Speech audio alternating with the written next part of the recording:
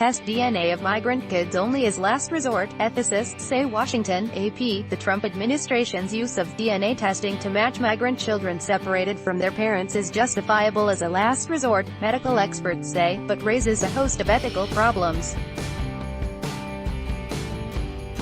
That includes the risk of damaging the family fabric by revealing that an adult thought to be the biological parent really is not.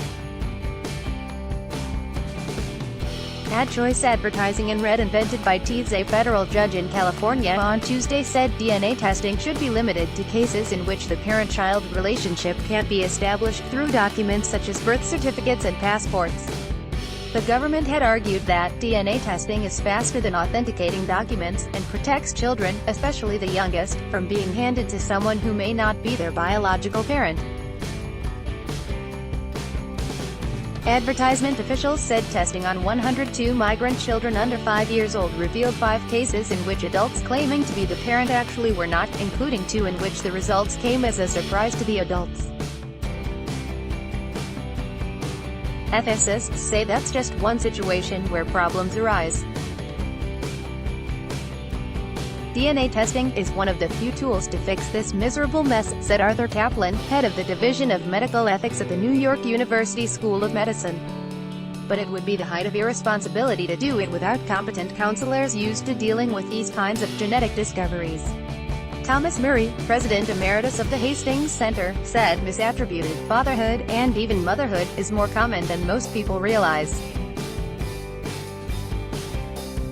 DNA testing is ideal for determining biological parenthood, but a direct genetic tie is not the only, or even in all cases the best way of determining who is genuinely in caring parental relationship with a child, Murray said. The Hastings Center is a bioethics research institute. This could actually hurt the child, Murray added. Nothing could be further from the government's intent, said Chris Meekins, a senior Health and Human Services Department official helping to oversee the court-ordered reunification of more than 2,000 children separated from their parents at the border. Advertisement. Not only is DNA testing fast, taking about a week, but Meekins said it also protects children from being returned to someone who may not be their parent, and could do them harm. Background checks on parents in immigration custody have turned up 8 cases of people with serious criminal violations, and 1 credible allegation of child abuse, he said. HHS could have transferred every child out of their care to a parent currently in immigration custody if we did not take into account child safety, said Meekins. Our process may not be as quick as some would like, but there is no question it is protecting children, Meekins added. But U.S. District Judge Dana Sabra in San Diego said Tuesday the practice should be curtailed. The judge said DNA testing needed to be done only when parent-child relationships can't be proven through birth certificates or other ways, casting aside the government's position that all parents and children should be tested.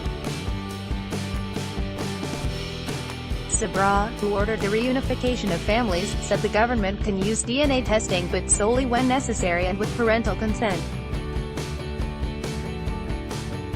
Samples should be destroyed in 7 days and not used for any other purpose. Ethicists say the government's DNA testing also raises questions of privacy, informed consent, and whether counseling is provided to families when the tests reveal unexpected results.